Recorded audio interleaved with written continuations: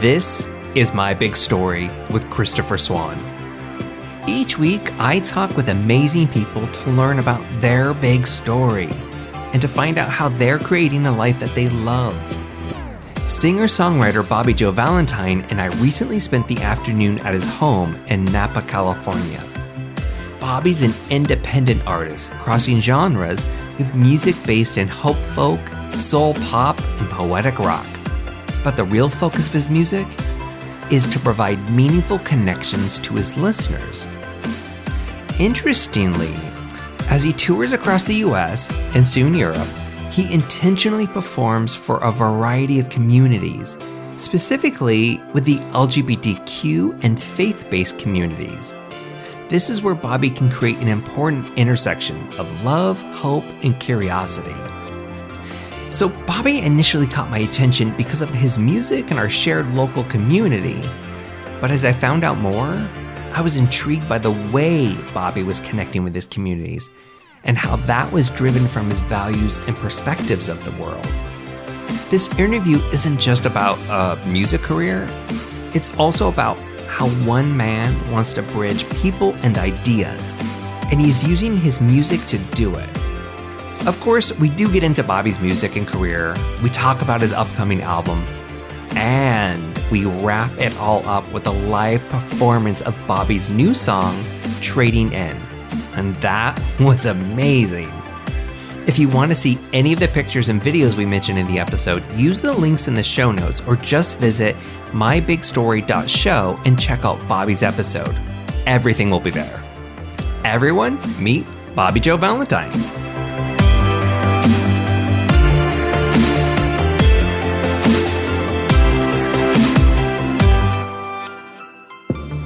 You're a singer-songwriter. You carve out this unique space for yourself. Yes. You specifically stand out because of, I think, your thoughtfulness and your lyrics and the stories that you tell. And I think you create something that means something. So I want to know more about that. Why create hopeful music? Yeah, well, I think that there's a lot of music that you can call kind of in the shallow pop spectrum, which is really fun. And I even listen to that when I want to have a good time. But we know that life is more than that. So sometimes that's why it can come across as shallow to us. If there's something that's really friendly and life is always good, nothing bad ever happens, you hear that kind of music and you're just like, okay. After a little while, it wears off. And then there's the other kind of dark music that like emo or punk or heavy metal, which you can find a lot of joy in if you just need to join someone in a feeling. But once again, it doesn't quite take you there. So I love writing songs that include the darkness, but can let the light in too. So they're honest, but they're kind of stubbornly optimistic, but they never stop being realistic. That's a fun description. Yeah, stubbornly hopeful and stubbornly optimistic. I've always been that way as a person. Oh, really? Yeah. Oh, yeah. Yeah. So even in like the most difficult times, I have this very stubborn capacity to be looking for kind of the brightness or the goodness in a situation. And it's something that I was just born with, so I can genuinely not take credit for it. but it's really helped me through some really difficult times. And so I think that seems to be what people connect with in my music. Is that part of the hope of the music as well, is to help others through maybe difficult times? Yes. I want people to feel less alone in the difficult times in their life, because that's the biggest lie that you start believing when you're going through any hard time, is that you are doing this by yourself and no one has ever gone through this before. And it's never true. There's always someone that has gone through, that has lived in that room and recognizes the walls and knows where the windows and doors are. And so I like writing songs that kind of meet people in whatever room they're at and can show them the door if they're ready to leave. So you were born into the Baptist faith. Yes. I read about that. And I also read that you discovered yourself by leaving the culture of that faith. And you wrote on your website even that you see the world differently now. So how did that happen? Yeah, so I grew up, there's a lot of different types of Baptists. And I grew up independent fundamental Baptist. And it's a very specific stripe. And the closest way I can describe it is when I was in Pennsylvania, we had a lot of Mennonites coming and joining the church. So they found things to be that similar in the strictness of the culture. Wow. And so they say they're independent, but they all kind of do the same thing. Women can't wear pants, and you really shouldn't watch any movies that are PG or, worse rated. We couldn't watch The Little Mermaid when we were growing up because, the shells were just way too immodest. Really? That's it's always a really good example of where our culture was at. So I grew up in this world, and it was always a really friendly world for everyone that fit into that Leave It to Beaver, Andy Griffith, nuclear family 1950s ideal of what they wanted the world to look like. But for anyone that existed outside of those lines, I realized that it wasn't a fit. And I loved writing. I loved creating. And so when I started to create songs and stories, it would be mildly celebrated, but because it was something new and they preferred things that were older or had tradition attached to them, I realized that it just wasn't a fit for me. I didn't just wake up one day. There was a lot of circumstances that led to that. But eventually, through kind of a long and winding road, I ended up coming back. I left faith for a long time. And because I came out and, of course, had the thing happen to me that happens to a lot of people, all my friends and family pretty much leaving and having to start anew. Or even if they didn't leave, things changed. You mean between the relationship between you and this person? Yeah, and it's just as soon as they find out that you're gay and it doesn't fit within their belief system that a good person can be gay and still good, they just immediately start treating you as other than themselves. So this person, you start being treated as this person that might make their way back to the light eventually, but definitely isn't in any sort of good graces. So I left it for a while, and then I ended up coming back into it and realizing that spirituality could actually be really affirming and expansive and poetic and mystical. And you could kind of lean into the mystery and let that inspire you to become a better person instead of trying to build a bunch of walls around your beliefs. And is that the description that would describe when you talk about seeing the world in a different way? Yeah, for sure. Yeah. I would say that now it's like I'm seeking to learn. And before, our culture was like, here is everything about the world. All the answers are so clear. And this is what you need to teach everybody, why they're wrong and you're right. And now I feel like my perspective is I'm looking for the truth in all of the places.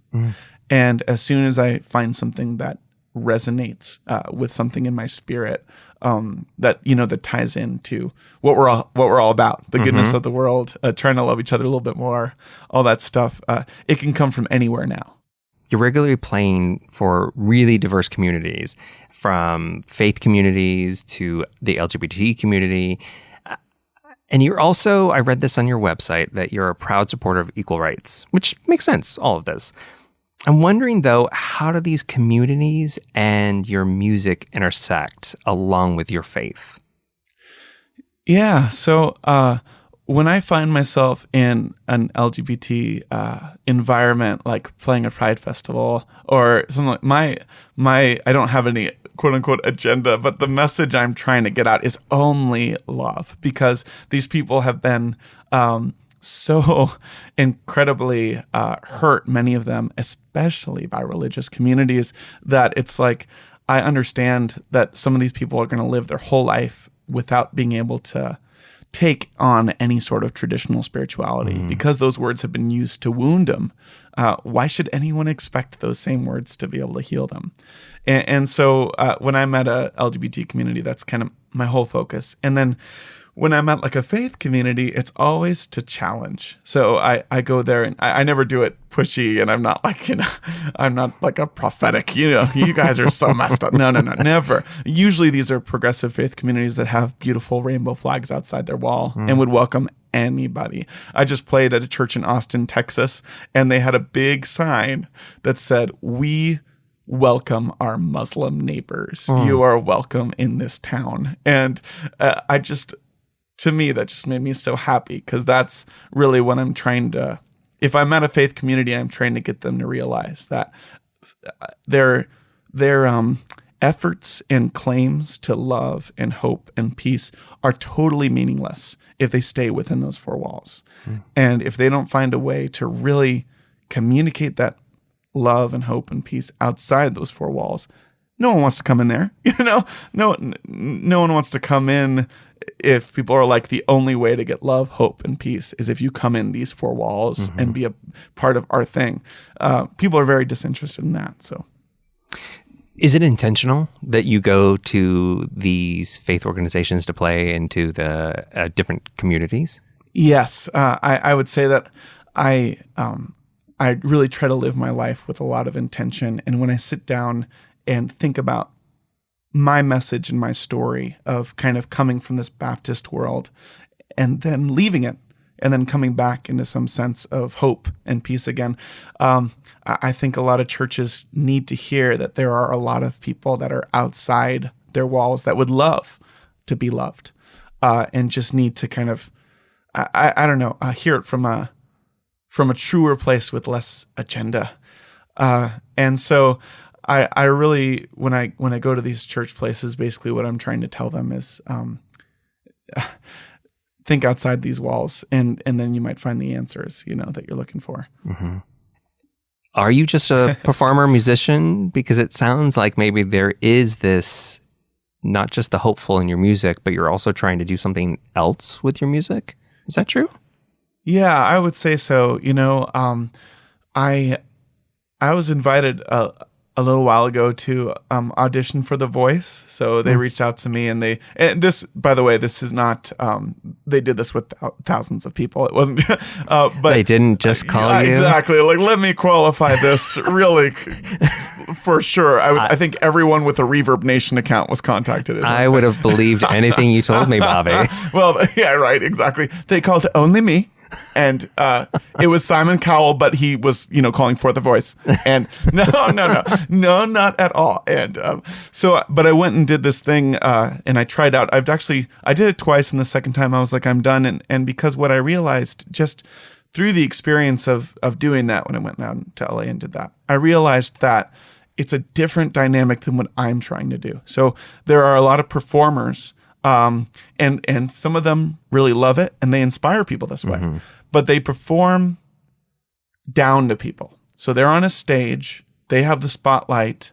You should buy my music because I sing better than you, because I can dance better than you, because look at all these lights. And they use that spotlight, that elevation, to draw people to themselves.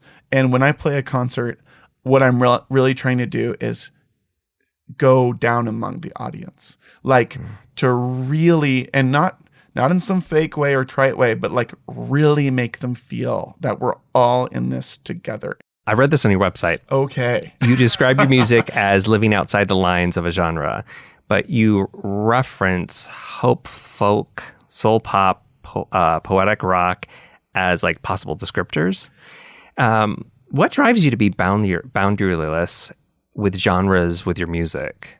I think when you follow inspiration, when it comes to visit you and says, hey, I have this line, you'll go all over the place genre wise. And I just always really tried to open myself up to wherever it's going to take me. So my latest album, I have like a song that's like a soul New Orleans song called I'm a Haunted House. And then I have like a really thoughtful one called Ungrateful. It's like a really tender love song. And then I have one that's like probably my whole biography in 4.5 minutes in poetry, which is Sing Along. And so and that one is almost like a cappella in points and kind of almost treats itself like an opus. So it goes through all these different movements musically. And, that's what I've always tried to do is like when inspiration comes knocking on my door, I'm like, but do you have blonde hair? You know what I mean? And a lot of artists are like that. Like you're trying to feel what it's actually saying to you. Yeah. And have that come out in the type of style. Yeah. And I feel like a lot of artists try to carve their muse and I don't. So yeah, I think it's a good kind of personification, like when a muse comes to you, to not be like, if you don't come with this voice, if you don't come with these words, if you don't come in this style, then go away. And I think there's probably a lot of wonderful songs that people have lost. And so that's why I kind of wander through a lot of different genres, probably. I think it's a theme. Like, again, you're a learner and you're exploring, absolutely, right? Yeah, absolutely. I see it in your music now. So we chatted just a hair about this a little earlier, or I mentioned something. So I'm going to ask you this question. What's life what's your life like as an independent artist, especially with the current music industry and with a lot of musicians not making a ton of money or doing it independently online themselves? What's life like for you? Sure. So some people have found a home in this new online world, and I will say that I'm probably still learning how to do that. But I am very grateful that through just word of mouth, kind of some unique marketing instincts on my part, I've been able to connect with really specific niche communities. And so, for example, when I did Texas, I performed like an LGBT benefit, and then I performed at the Dallas Museum of Art, and then I performed at a church, and then I performed for a child advocacy center because of my song Fly. I did a big, huge benefit for this wonderful child advocacy center in Austin. So I kind of lean into what the messages of my songs are saying. And then I ask myself, who would really genuinely value this message? And really thankfully, as I tour, it's not easy. I probably spend 30 hours a week doing the booking of it, just the office workiness of it. But I have been able to find those people that are like, we not only enjoy and are moved by your music, but we will support you. We will book you, and we will actually pay you money, and we'll celebrate your music by having a group of people. You don't have to somehow figure out how to bring 100 people in a town you've never been. We have a community that we feel would enjoy your music, and we're going to support you that way. It's been so meaningful. So I'm lucky that way. It almost sounds like it's not really just an online space that you need to be in, but you're creating real life in-person community to spread, and maybe that feeds this kind of online space. So maybe online isn't, or doesn't have to be for everybody. You still find the space that works for you. Yeah. And I will say that with finding all these niches, I think a lot of people go to a concert of mine and they probably go online to want to find a recent YouTube video or something to share. And that's where I know there you go. He's on. He's like, oh, totally. I watched all of yours. Oh, good. But that's actually where I can fall behind because I'm doing what's working and what's pushing the career forward. And I forget that I'm like, oh, but I need to sit down, and this month and really every month I need to be making, really compelling, engaging, shareable online content so that once I do encounter these people, they can spread it. But I don't think it'll ever be like a destination for me. You know what I mean? It might be the thing that keeps the fire going. It won't be the spark that catches the fire. Those will be probably the live performances for a little while anyway. Is that where you find the most energy for yourself? That's a good question. I really enjoy connecting to people.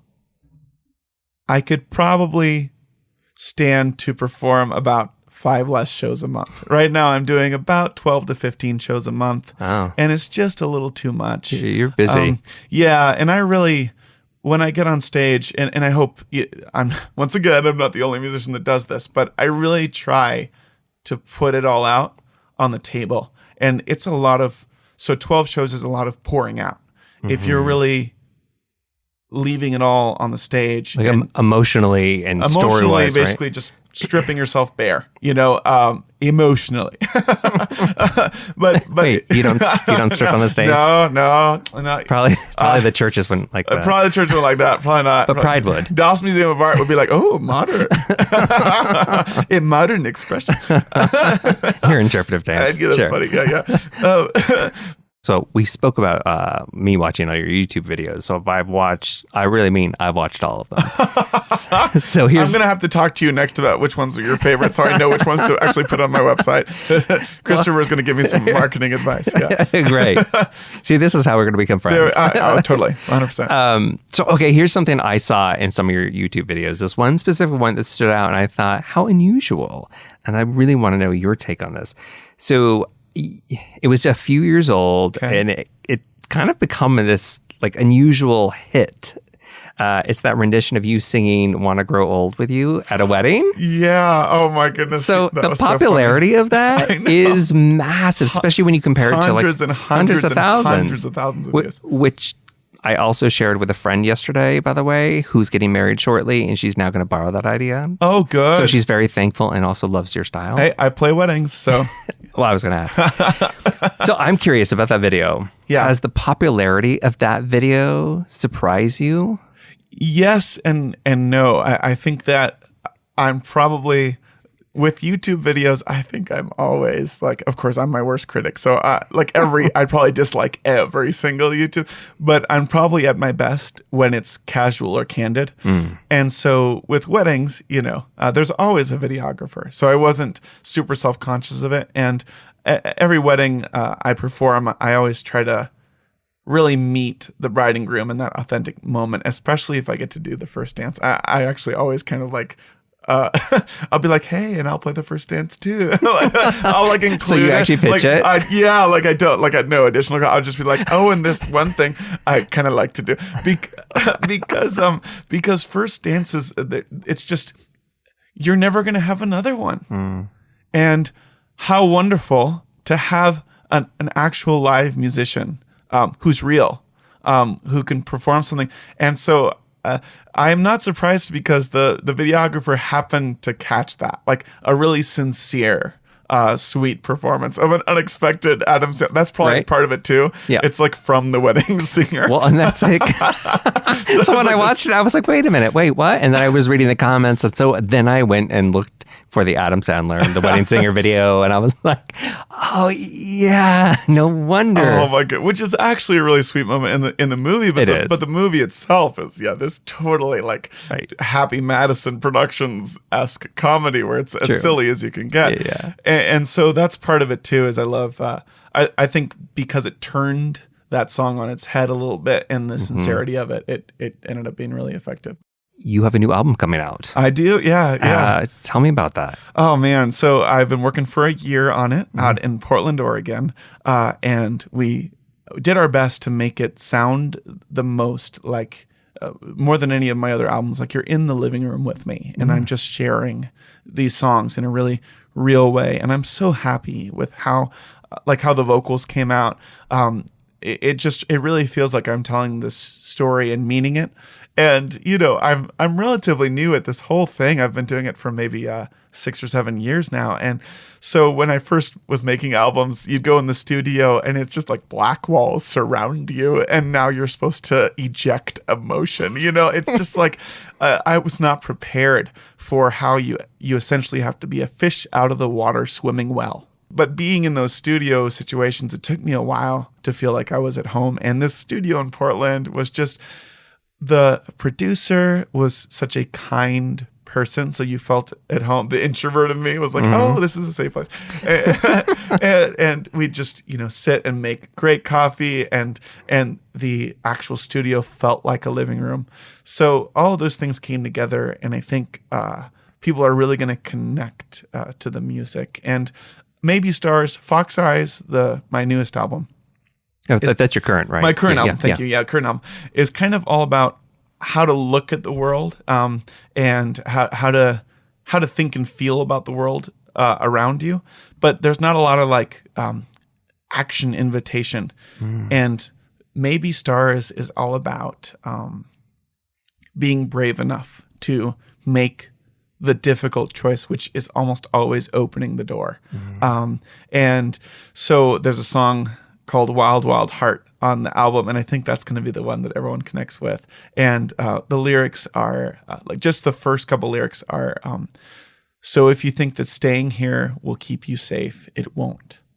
So stumble from the creek of what you think you know to the sea of what you don't.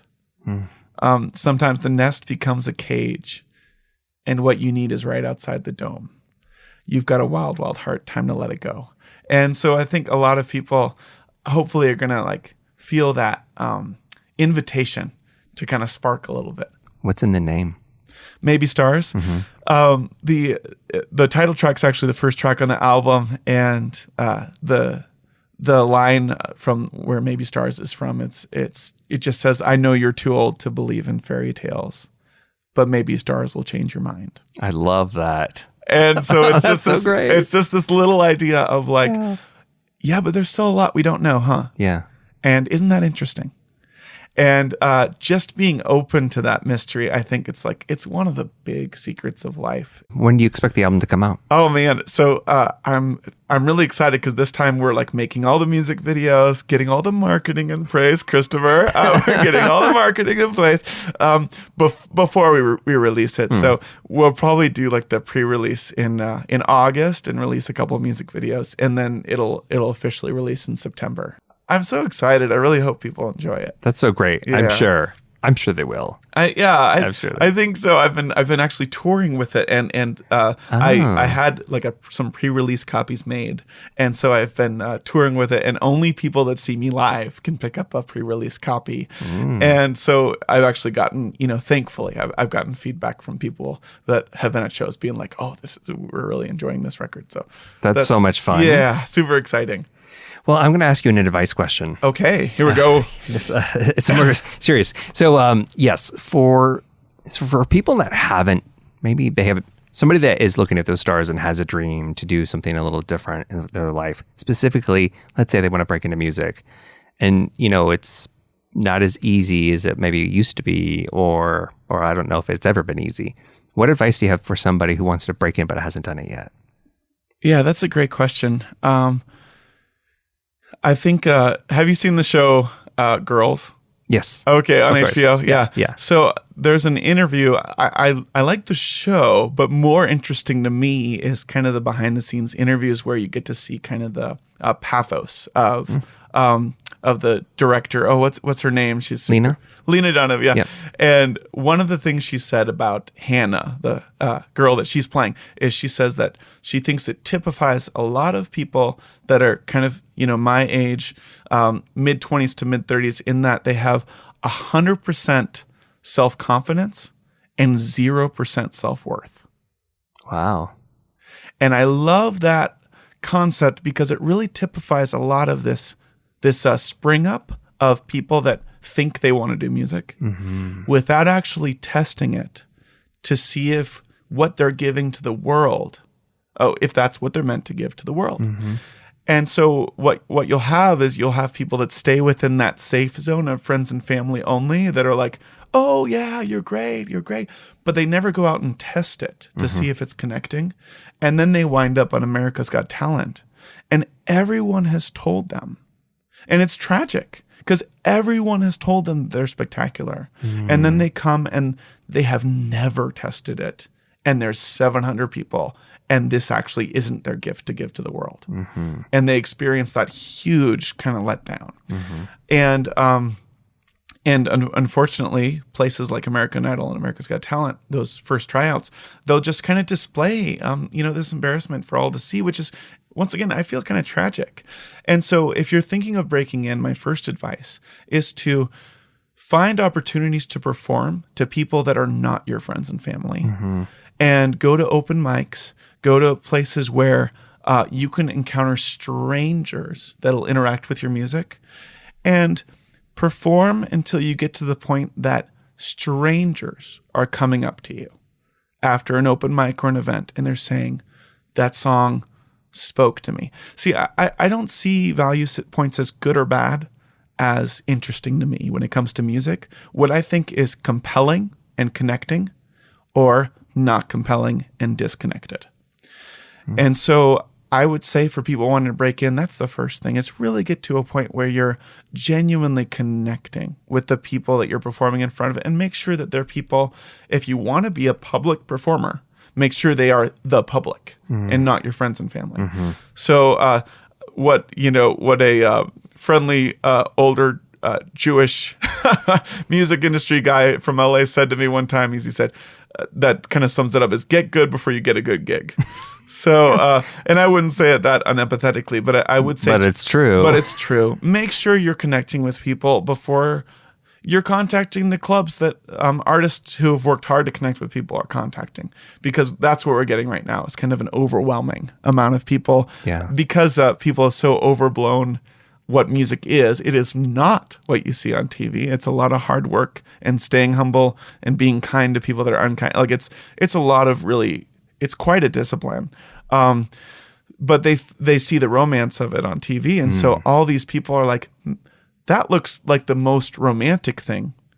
Maybe I should be a musician just because it's the most romantic, famous, good feeling thing. Do you also know? think that maybe the internet plays into that? Because I think about YouTube and there are a lot of stories of somebody who's singing some rendition of somebody else's song in their bedroom or living room and have actually made it. So there's these people that have done that. Do people romanticize maybe that idea as well? Yeah, and what I would say is that the people that have done that have staying power, were genuinely good at their craft. So even the YouTube stars like Pentatonics, Justin Bieber earlier, things like that, they were genuinely good at their craft. And if you look at even early Justin Bieber performances, and even some current ones, his newest album,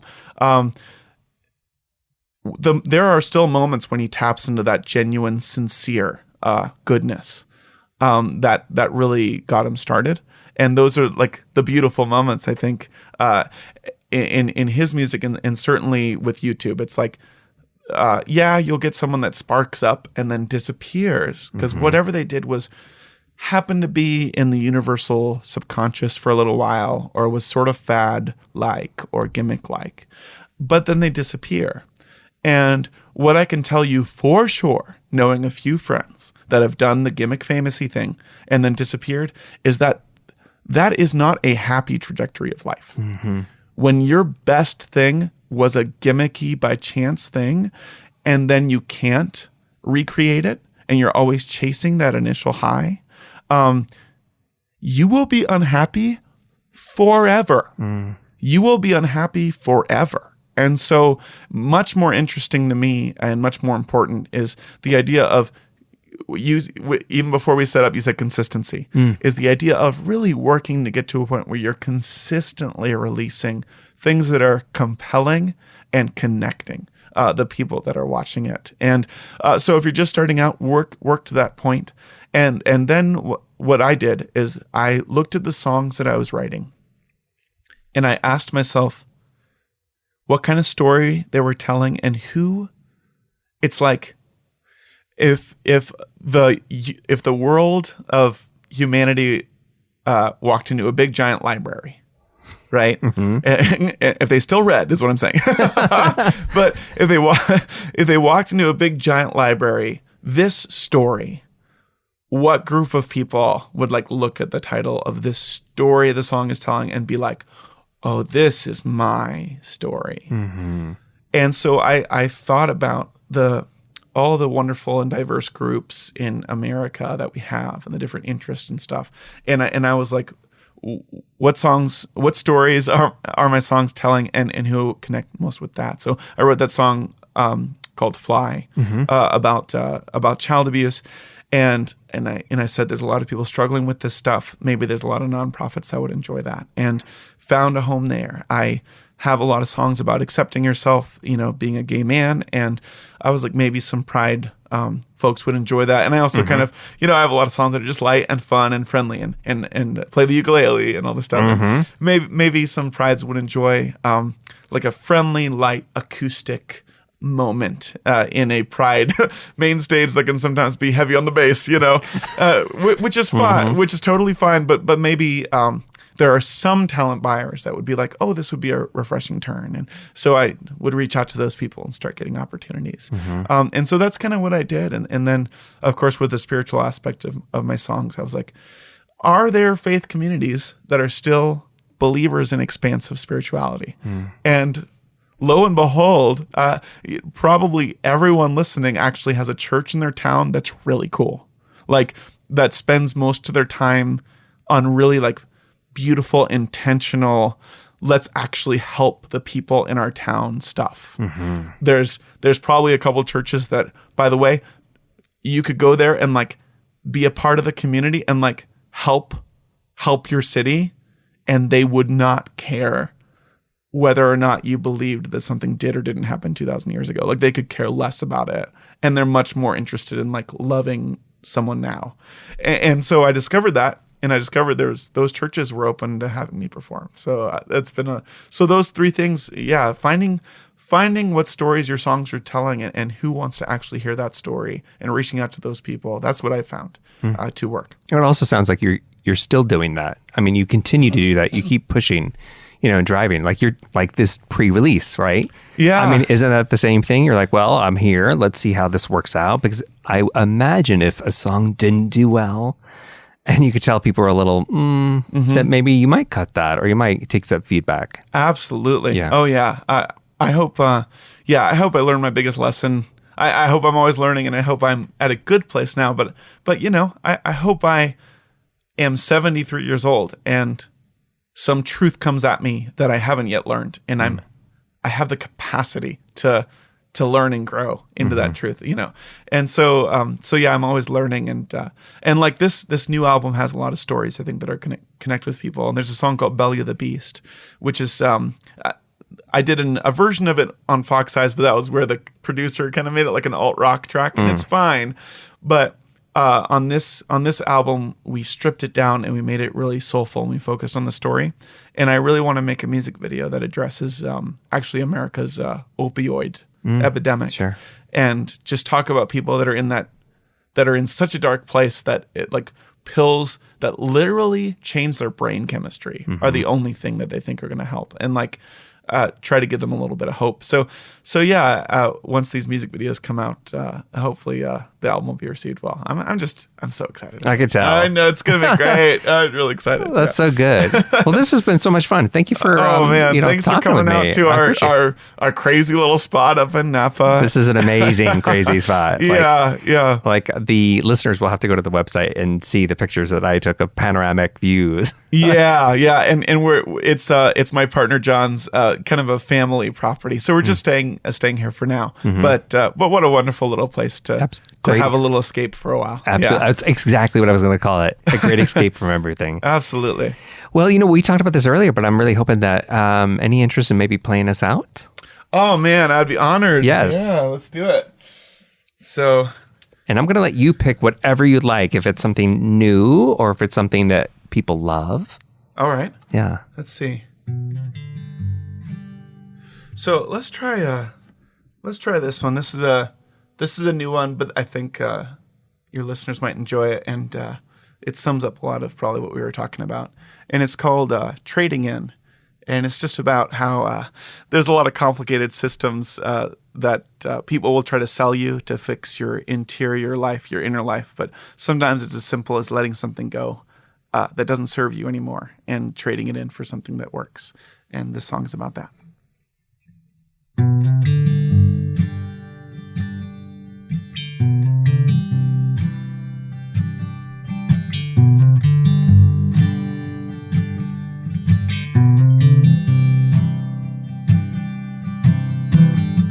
I'm trading deadlines for a softer ceiling. I'm trading lonely for a truer feeling. I'm trading easy for a harder healing, but one that leaves me whole.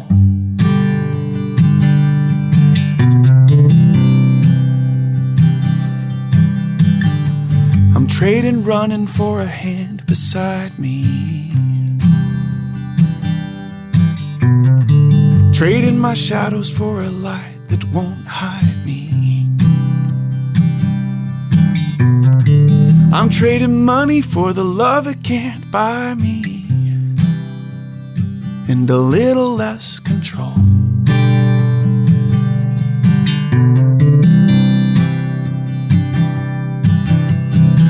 And we pick up so much when we're living that we should never hold. We carry so much that we shouldn't own. But all that I need I've already been given, right inside this skin. Everything else that doesn't treat me well, I'm trading in.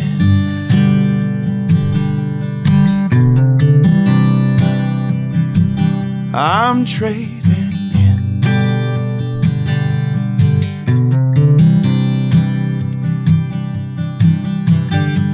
I'm trading safety the world has sold me for something wilder and real and holy.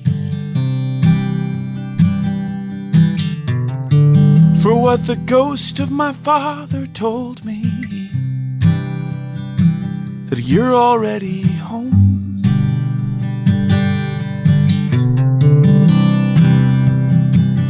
Anywhere you go.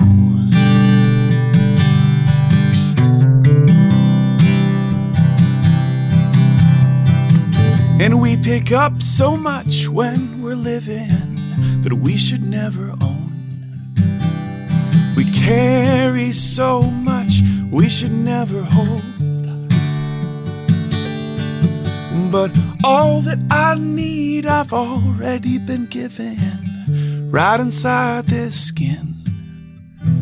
Everything else that doesn't treat me well, I'm trading in.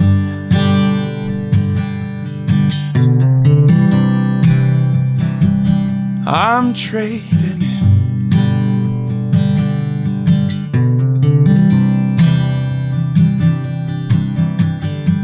I'm trading deadlines for a softer ceiling. I'm trading lonely for a truer feeling.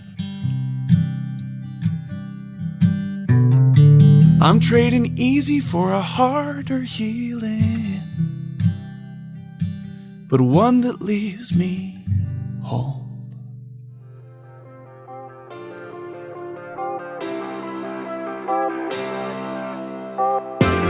That's it for the episode, but hold on. Before you hit that stop button, here's a few more things you may not know about. Did you know I share other amazing stories, ideas, and creative spotlights each week? It's all to spark your imagination and power creativity. Just go to awesomefinds.info. That's AWESOMEFINDS.info to find out more and sign up. And it's, of course, all free. If you want original weekly articles that help you follow your passion, find your purpose, or to learn from other amazing people, check out the articles at accidentalinformation.com. If you want to share your feedback about this episode or the show, send us an email at info@accidentalinformation.com or call us at 1-707-347-9312. You can follow along with me and see behind the scenes of the show and my adventures, so come find me on Instagram and Twitter at @MeChristopher. That's MECHRISTOPHER. You can also follow along with Accidental Information on Instagram and Facebook at Accidental Information or on Twitter at Accidental Info. Lastly, if you love the show and want to help me out, I'd love it if you told a friend about the show. As in literally text someone or email it to them. I cannot tell you how awesome that would be. Also, writing a review for the show wherever you listen to podcasts helps in a really big way too. thanks to everyone listening and joining me in my story. We'll talk again next week when we hear from another big, inspiring story.